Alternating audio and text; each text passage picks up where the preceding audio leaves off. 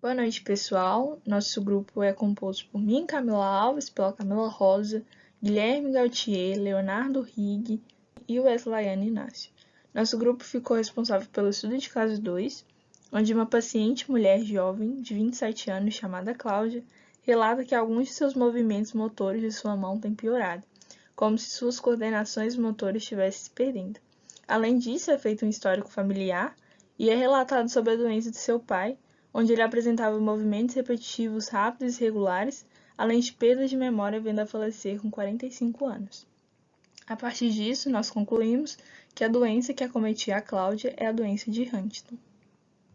E o que é a doença de Huntington? A doença de Huntington é uma patologia neurodegenerativa que ocorre a destruição progressiva e irreversível dos neurônios, e ela é classicamente descrita como coreia de Huntington, principalmente devido aos seus sintomas, que eu vou explicar mais para frente.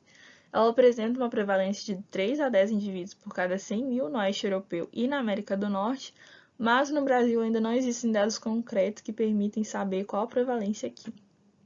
A doença foi descrita pela primeira vez em 1860 pelo físico norueguês Johan, e ele lhe deu o nome de choreia, que é um termo grego que significa dança. Se assemelha muito aos movimentos involuntários e abruptos que são acometidos às pessoas que têm essa doença.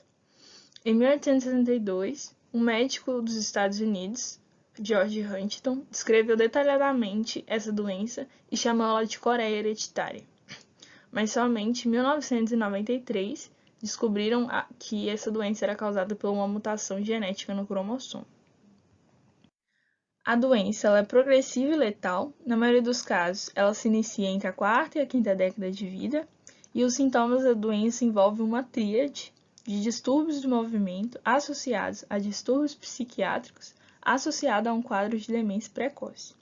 Sobre os distúrbios de movimento, o principal é a coreia, que é um movimento involuntário geralmente no membro superior e pescoço, engloba grandes músculos e podem ser rápidos ou lentos. Às vezes, junto com esse quadro de coreia, tem uma atetose, que envolve um movimento involuntário na parte da mão e na parte distal do antebraço. Em casos mais graves, o paciente pode desenvolver balismo, que é um distúrbio neuromotor caracterizado por movimentos involuntários muito rápidos e bem violentos dos membros que foram comprometidos, e isso gera um desgaste físico maior. Seguindo isso, vem o comportamento psiquiátrico, e isso pode ir desde um quadro de depressão até quadros de mania, agitação e alucinação. Por fim, o paciente vai desenvolver demência, caracterizado pela perda da capacidade de adquirir novos conhecimentos e um declínio da capacidade cognitiva de linguagem, memória e funções executivas, além das visoespaciais. A morte acontece principalmente não devido à doença, mas das complicações oriundas destes sintomas. A doença de Huntington é caracterizada como uma herança autossômica dominante. Herança autossômica é aquela ligada aos cromossomos autossômicos, ou seja, o sexo ele não interfere na manifestação da característica. No heredograma de uma herança autossômica, é possível observar o aparecimento da doença em ambos os sexos, em um número aproximadamente igual entre homens afetados e mulheres afetadas. Já a herança dominante, um único alelo já é capaz de expressar a característica, no caso a doença de Huntington. No heredograma, uma herança dominante tende a aparecer em todas as gerações, e um único pai afetado já é suficiente para que se tenha um filho afetado. No caso do heredograma presente no estudo de caso, devido ao conhecimento limitado em relação aos familiares de Cláudia, a determinação do padrão de herança foi feita logo após a confirmação de que se tratava da doença de Huntington. Entretanto, é possível observar que tanto Antônio quanto Cláudia apresentam um alelo dominante para a doença. A doença de Huntington ela é provocada por um aumento das repetições de base CAG no braço curto do cromossomo 4, no gene que codifica a proteína huntingtina, ou HTT. Isso faz com que este gene ele apresente 36 ou mais repetições de base CAG, sendo que essa mutação faz com que a huntingtina produzida apresente um trecho longo de poliglutamina, ou poly-Q, que em alguns artigos é descrita como tóxica. Vale ressaltar que quanto maior o número de repetições de base CAG, mais precoce será o início da doença. Diagnóstico da doença de Huntington. O diagnóstico de Huntington ele pode ser realizado através de exames psicológicos, neurológicos, acompanhados da história familiar do paciente. O diagnóstico ele visa utilizar os exames na identificação dos sintomas da doença e no descarte de outros agravos. O ideal seria procurar um neurologista, visto que alguns exames não são tão efetivos para o diagnóstico da doença, já que ela pode se assemelhar com outras. Então, um neurologista já familiarizado com a doença, ele poderia identificar isso de uma forma melhor e descartar esses possíveis outros sintomas que poderiam descrever outras doenças e não a propriamente dita. O diagnóstico também ele visa descrever a variação do comportamento emocional e a perda de memória do paciente ao longo do tempo. Os exames laboratoriais e de imagem. Os exames laboratoriais para a doença, eles podem ser feitos através de ressonância magnética e tomografia computadorizada. Porém, esses métodos não são tão eficazes. Eles não contribuem efetivamente para a descoberta da doença, visto uma vez que os exames conseguem identificar um problema no paciente, mas não conseguem confirmar a doença, pois a mesma ela poderia proporcionar sintomas semelhantes com outras doenças neurológicas. O teste genético já é um exame eficaz. Isso porque o indivíduo ele consegue descobrir se ele é portador do gene capaz de causar ADH.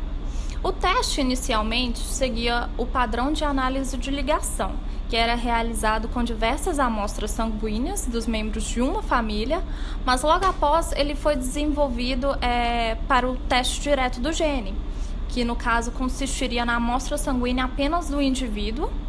E este método ele visa reconhecer o sequenciamento nucleotídico dos portadores de DH, ou seja, a repetição trinucleotídica, a CAG, poderá ser contabilizada e indicará se a pessoa ela porta o gene responsável pela doença. Mas para realizar esse exame, é necessário que o paciente ele utilize de uma equipe profissional de saúde para realizar algumas outras sessões que implicam no aconselhamento genético, exame neurológico e entrevistas psicológicas. Lembrando que o objetivo do teste não é fornecer dados quanto ao período em que a doença possa se manifestar. Sendo assim, não é possível determinar a gravidade e a ocorrência de seu desenvolvimento ao longo dos anos. Complicações da doença e expectativa de vida. A doença de Huntington evolui impossibilitando a marcha, provocando dificuldade de deglutição e, além disso, resultando em demência grave. A expectativa de vida gira em torno de 15 a 20 anos em média a partir do surgimento dos primeiros sintomas. Os pacientes, eventualmente, necessitam de internação, pois a progressão da doença leva à dependência completa na vida diária até o momento do falecimento. A fala e a deglutição tornam-se gradualmente mais problemáticas, levando a engasgamentos frequentes em alguns doentes. Todos os doentes desenvolvem hipocinesia e rigidez, que caracteriza deficiência nas funções e atividades motoras, levando à bradicinesia, que indica lentidão exacerbada nos movimentos voluntários, e a cinesia grave, descrita como a perda total dos movimentos voluntários e involuntários. Os doentes também apresentam declínio cognitivo, e os sintomas psiquiátricos são muito comuns na fase inicial da doença, muitas vezes antes do início dos sintomas motores. São eles: depressão, baixa autoestima e sentimentos de culpa, ansiedade e apatia. A maioria das pessoas com a doença não morre como resultado imediato dela, mas sim de complicações causadas pelo estado de fragilidade do corpo, particularmente por asfixia, em consequência de o doente se engasgar, por infecções secundárias como pneumonia, por parada cardíaca em decorrência da debilidade muscular ou por suicídio devido ao desequilíbrio psíquico acarretado pela doença. O suicídio ocorre mais frequentemente no início do surgimento dos sintomas e também em portadores pré-sintomáticos do gene. Os períodos de maior risco para o suicídio são por volta da realização do teste genético e quando a independência do doente começa então a diminuir. Como a doença de Huntington é uma doença incurável, os tratamentos para ela são paliativos, que são divididos em dois: tratamentos farmacológicos e tratamentos não farmacológicos. Nos tratamentos farmacológicos, nós encontramos os antipsicóticos, antidepressivos e ansiolíticos. Os antipsicóticos são aqueles que vão tratar os principais sintomas da síndrome de Huntington propriamente dita, que são medicamentos neurolépticos que visam amenizar as funções psicomotoras, e a gente pode encontrar em estados, por exemplo, de excitação, agitação, são basicamente a cloreia e a hipercinética. Os antidepressivos são utilizados pois, depois da pneumonia, a principal causa de morte entre os portadores de Huntington é o suicídio. Então, os antidepressivos vêm em conjunto com um dos tratamentos não farmacológicos, que é a psicoterapia, juntamente com os ansiolíticos. Os não farmacológicos são a psicoterapia, fisioterapia, terapia respiratória, terapia da fala e terapia cognitiva, que abordam principalmente o aspecto debilitante da doença e visam dar uma melhor qualidade de vida aos portadores de Huntington até a sua hora final.